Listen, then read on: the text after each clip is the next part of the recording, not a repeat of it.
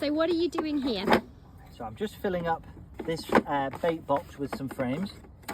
I've put in there an old piece of wax that came out of a newt box.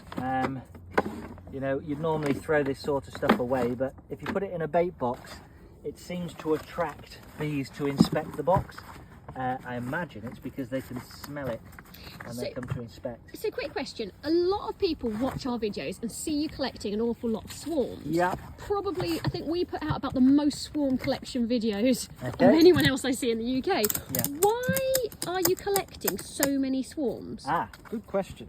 It's because we want locally adapted bees. We want bees, if possible, that are free living bees that have lived in their cavity somewhere around Manchester for 3, 5, 10 years undisturbed, because we believe, our company, I believe they're the best bees you can get. I don't want to import bees from abroad, so we're looking for free living colonies. And the best way to find them is to pick up swarms, as many swarms as you can.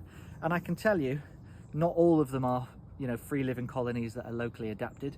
There might be a beekeeper around the corner who's got Carniolan bees or buckfast bees and they've swarmed, and to be honest, we don't want them. We let them grow, you know, they might replace the queen and then they'll mate with local drones, but typically they won't get through the winter. They're not fit for our climate, and that's fine, because every once in a while there's a lot of people that are going to debate that, having just bought their buckfast bees. This is just my opinions, not everyone shares them.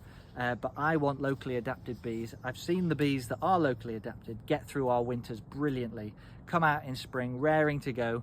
They give me a good crop of honey. They don't need mollycoddling. They don't overfill their hive with bees that they can't feed.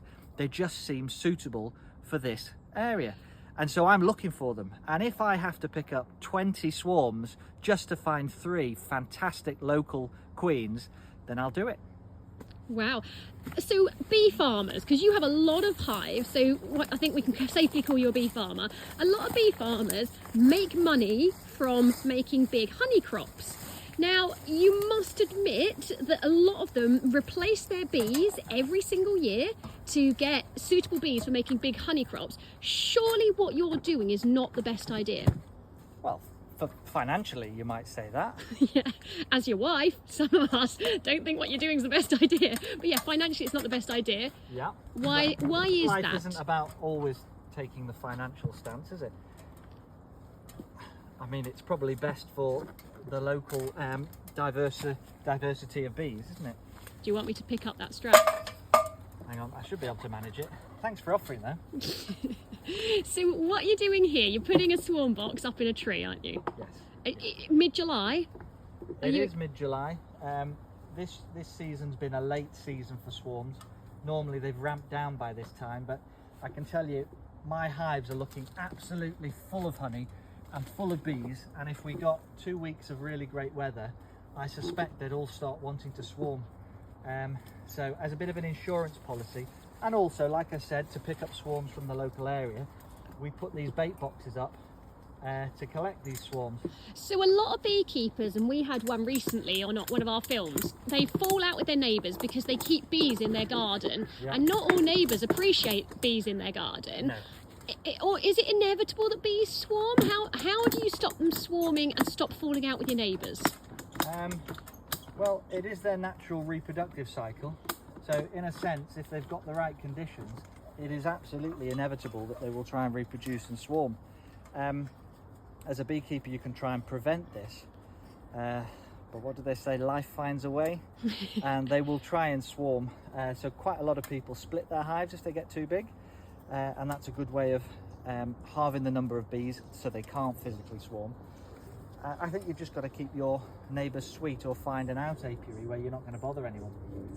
Just hope you pick a neighbour that likes honey, and you can bribe them with honey, can't you? Do you keep any bees at home? No, but I do keep bee boxes, and as you've probably seen on some of our other posts, we've had 2 swarms move into these bee boxes while they've been sat in our backyard, which has created a little bit of difficulty.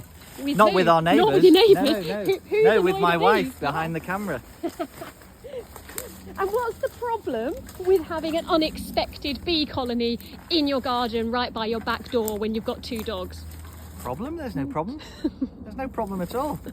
And- Why don't you ask the person who's complaining? And the kids' friends, what do they think about having to walk less than a metre away from a bee colony every time they try and enter the house? They're absolutely fine. Yeah. To be fair, no one's been stung by them, No, nobody's it bothered, are builds they? character. Does it? Yeah, face your fears.